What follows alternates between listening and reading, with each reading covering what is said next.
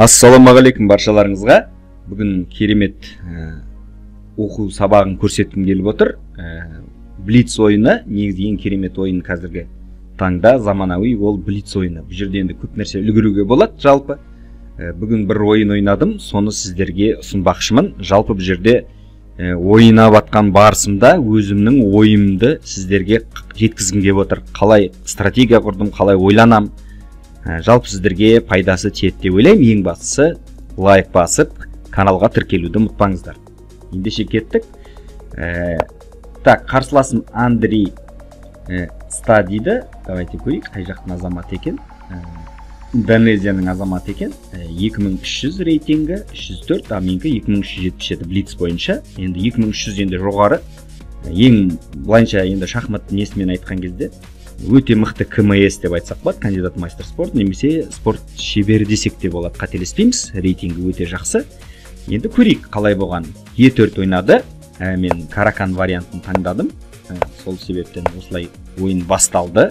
Мен жедім, пока бәрі енді дебют бойынша ойынға осылай енді основной варианттарды ойнап жатырмын. Енді осындай бір маған бір қызықты күтпеген жағдайдан осындай ход жасады. Енді бұл жерде қиын, жалпы бұл жерде развитие, енді коньмен былай ойнауға болмайды, сразу мат алам бір жүрісте, абайлау керек.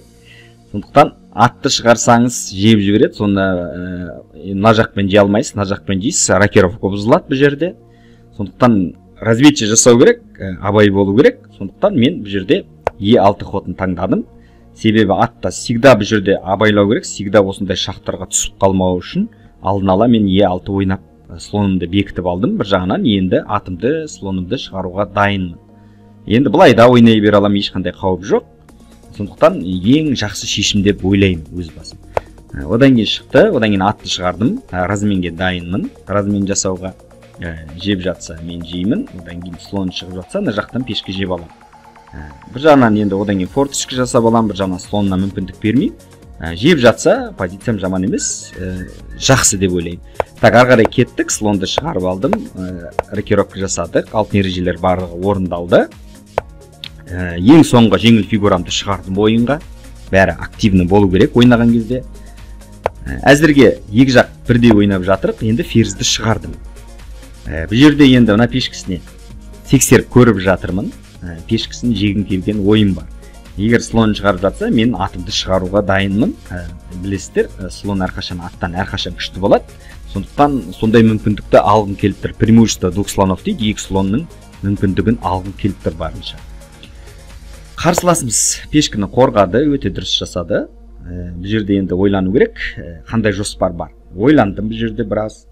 Енді алтын ереже бойынша негізі форточка жасап алуға болады, корольге келешекті ойлап, осындай керемет ход жасауға болады. Одан кейін немесе екі ладьяны ортаға алып келуге болады. Алтын ереже бойынша барлық фигуралар негізі ортаға қарай ойналса жақсы. Идея жоқ, бірақ сол нәрселерді орындау керек. Сондықтан бірінші ладьямды ортаға қойдым. Одан кейін ол жүрді. Енді мені қумақшы слонымды бір жағынан олда да түсінуге болады. Ол ақтарда да ешқандай бір айтарлықтай жоспар жоқ. Сондықтан профилактикалық осындай форточка жасап өзінің ойын жүзеге асырып жатыр. Өте мықты ойыншы көрініп тұр. Одан кейін мен де форточка жасадым, слонды шығарды, и мен екінші ладьямды ортаға алып келді. Менікі сақадай дайын, соғысқа былайынша айтқанда барлық фигураларым шықты. Оларда енді екі ладьясы ойнамай тұр. Былайынша енді позициялық былай қарайтын болсақ, екі жақта позициямыз бірдей. Бірақ мен сәл алда ілгерілеп келатқан сияқтымын, потому что менің фигураларым барлығы ортада дайын соғысқа, а олардікі әлі екі ладьясы дайын емес. Бірақ енді бұл үлкен бір нәтиже береді деп айта алмаймын. Бірақ жалпы позициялық тұрғыдан қарайтын болсақ, қаралардың позициясы жаман емес деп ойлаймын. Так, олардың кейін қателік жіберген сияқты. Менің слонымды қуды. Жарайды, мен артқа қаштым. Мына жаққа қойғанына енді бұл жерде менде екі шешім болды. Мына жерге Ж6-ға немесе H7-ге қою керек. Енді H7-ге қойғаннан ойладым. H7-ге қойсам, мені ары қарай атака жасайды, жейді, и менің слоныма қауіп төнеді. Сондықтан мен ойладым, H7-ге қойғаннан бір жағынан өзімнің корольме мүмкіндікті жабамын, екінші жағынан ол атпен жеген кезде мен тағы слонды бергім келмейді, сондықтан тағы да жүруге тура келеді. Сондықтан мен ойладым, ол бірінші атын қойсын мына жерге, сондықтан содан кейін барып қашам.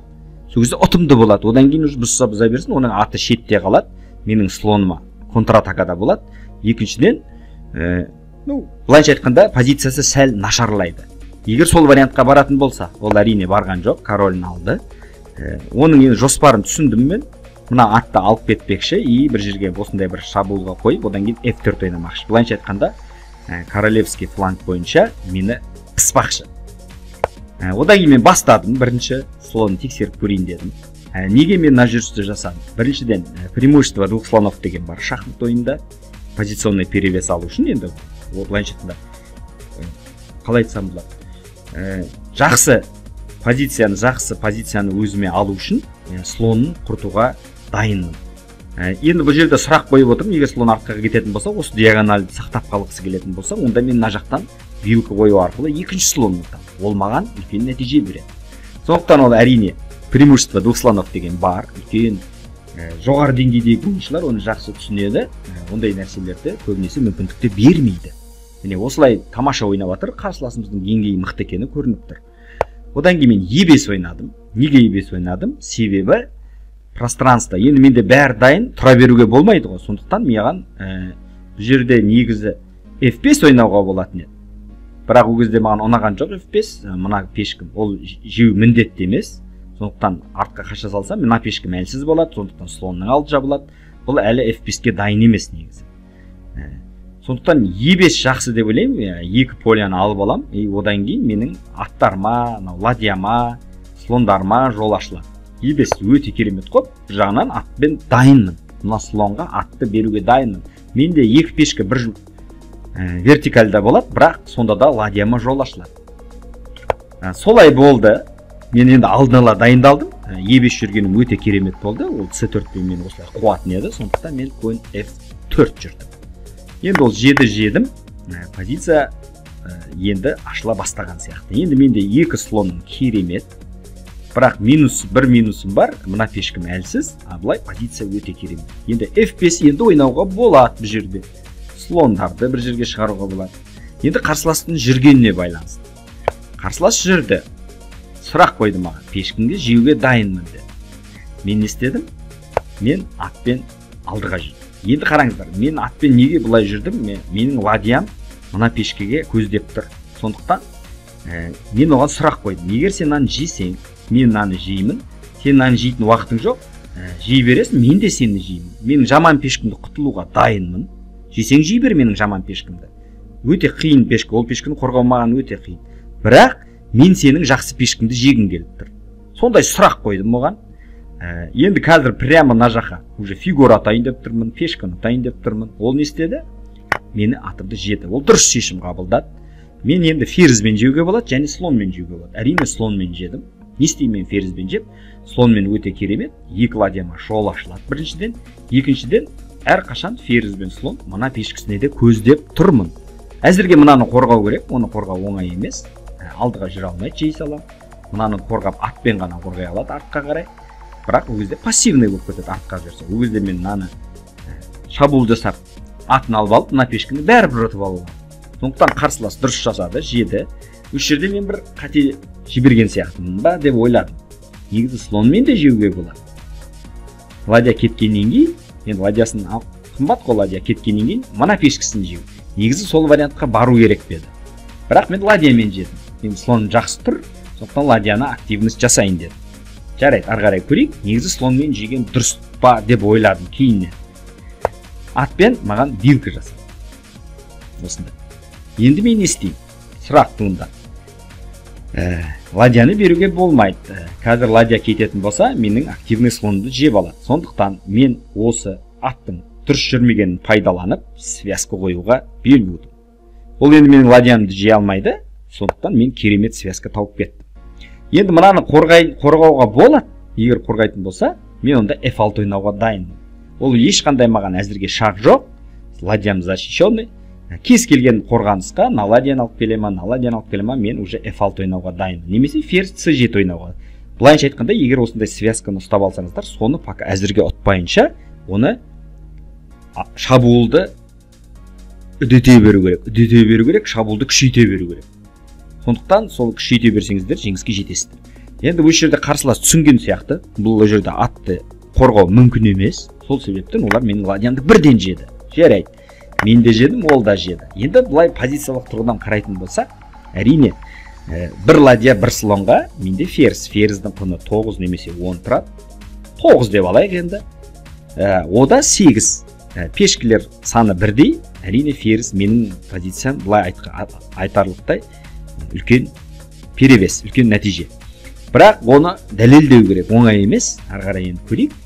Қалай өзіңізде бар преимуществоны, өзіңізде бар мүмкіндікті пайдаланудың өзі шахматта оңай емес. Сондықтан мен бірінші ферзьді шығардым, оған сұрақ қойдым. Мен мына жерде ойландым көп. Мына слонда максималды алып келіп тұр. Мына жерге қойсам, пешкін алдыға жүреді. Мына жерге қоя алмай, мына жерде дым істемейді. Артқа жүрсем, корольді жауып тастаймын, разменге келеді. Сондықтан сондай нәрселердің барлығын ойландым да, слонды ақыры айырылам. Сондықтан оған сразу сұрақ қояйын дедім. Ферзімді жүріп, мына атқа мәселесін сұрақ қойдым. Егер жейтін болсаң, бірден же, бірден ойынның соңына қарай эндшпильге жақындай берейік. Болмаса, ойлан. Енді бұда да активность жоқ, жеуге тура келді. Мен оны көрдім, енді ода басқа выбор жоқ, амал жоқ. Сондықтан ол А4 ойнады. Жарайды, мына жүріс қателік деп ойлаймын, потому что мына пешкі әлсіретті. Сондықтан мен А5 бірінші зафиксировать етіп алдым. Неге? Мынандай ходтарды жалпы біліңіздер шахматта. Мынаған енді шабуыл жасасам, ол қорғайды. Или алдыға жүру мүмкін. Сондықтан асықпай. Мынау келешек, бұл әлсіздік. Келешек бұл слабый пешка, әлсіз пешка. Сондықтан бұны бірден шабуылымды көрсетпеймін. Сондықтан мен бірінші алдын ала зафиксировать етіп алып жатырмын. Кейін ладьяларда кіретін болып жатса, обжорный рядқа менің пешкелеріме бір пешкім болса да әдемі тұрсын деп. Келешекті ойлап жатырмын да, мысалы мынаны жегенде проходнойым жақынырақ тұра берсін деп. Ладьяны алып келді, қате жіберді бұл жерде. Қарап отырсаңыздар, енді уақыты да аз қалды, 35 секунд. Екіншіден уже енді психологически бір жерде адамға әсер етеді ғой, ұтылып жатқан кезде уже не істерін білмейді. Сондықтан осындай нәрселерге барды, мына жерден бір пешкісін берді. Енді бұл жол іздейді. Ладьямен кірді, мүмкіндік іздеп жатыр. Маған енді мына пешкіні беруге болмайды, оны қорғауға да оңай емес. Қазір бір жағынан слоны келейін деп тұр деген сияқты. Сондықтан мен Б6 ойнадым. Мына пешкіні беруге дайынмын. Бірақ мына пешкі өте маңызды, мына екеуі қара, мына жақта зафиксировать етіп тұр. Мына 3 пешкіні 2 пешкі ұстай бере алады. Мынаны жеген кезде мен мына екеуіне шабуыл жасап, мен біреуін жейтініне сенімдімін. Слон кеткен кезде қарапайым ферзді бір жерге қою арқылы двойной удармен мен қайтарып аламын. Ол солай болды. Сондықтан мен бірінші шахпен тексеріп алдым. Қайқа барады король? Барды. Одан кейін шах бердім. Енді оған да абайлау керек, өйткені екі фигурасы қорғаусыз тұр. Қорғаусыз тұрғанда білесіздер, двойной ударлар өте көп. Енді, кстати, комментке жазып кетіңіздер, мен енді блиц ойнап жатқан кезде оның барлығын қиялдап, уақыт көп болса, кез келген нәрсені табуға болады. Бірақ енді уақыт аз болған кезде ең жақсы өзіңізге сенімді ходтар жасайсыздар. Сондықтан жіберіп алу мүмкін ықтималдығы бар. Яғни ары қарай көрейік. Король қашты. Мен енді көрдім корольдің ыңғайсыз жерде тұрған. Сондықтан шах арқылы, міне жаба алмайды, шах арқылы мына пешкісін ұтып алуға тырыстым. Енді бұған тағы да сұрақ. Мына пешкі и мына пешкі тағы әлсіз. Ол шах берді, мен қаштым, и ладьяны әкелді. Қараңыздар, ол маған мына жерде ничья жасағысы келіп тұр. Шах дейді, открытый шах қайталау арқылы тең ойын жасағысы келіп тұр. Бірақ оған ешкім мүмкіндік бермейді. Бұл жерде абайлау керек. Мынаны ойнайтын болсам, тағы шах береді, жабасын шах. Бір проблемалар болып кетуі мүмкін. Сондықтан мен бірінші шах арқылы екі пешкісін жеп алдым, одан кейін жай ғана H5 ойнадым. Неге? Себебі мына шах оған ешқандай нәтиже бермейді. Мен қашып кетемін, ал ладья ешқашан кіре алмайды маған. Енді былайша айтқанда позициясы полный бітті. Былайша толығымен қиын жағдайы. Енді менде 3 проходной бар. Мына екеуі әлсіз. Енді ары қарай көрсете салайын қалай болған. Солымен шах берді, қаштым, қайтадан келді. Ең бастысы қате жібермеу керек. Енді ферзді беріп қойсақ ұят болады. Мынандай деңгейде шах бердім. Бірден пешкісін алып алдым. Уже уақыт аз қалған кезде жылдам ойна. Ол енді бұл жерде үміт қарсыласым. Менің тек уақытымды азайтып, уақытпен ұту ғана ықтималдылығы бар. Мен ұтып кету. Басқаша енді позиция бойынша өте қиын. Көрдіңіздер, корольмен жүрді. Блиц ойнағысы келді енді бұл жерде. Булит ойнағысы келді. Жылдам ойнағысы келді. Енді ладьясын беріп, сонымен бірден сдалсын. Жалпы бұл жерде енді ойымды максималды сіздерге түсіндірдім деп ойлаймын. Ең бастысы аямай лайк басып, каналға жазылып, ойларыңыз, сұрақтарыңыз болса қойып кетіңіздер. Келесі осындай қызықты форматта кездескенше сау, саламатта болыңыздар. Шахмат ойнайық.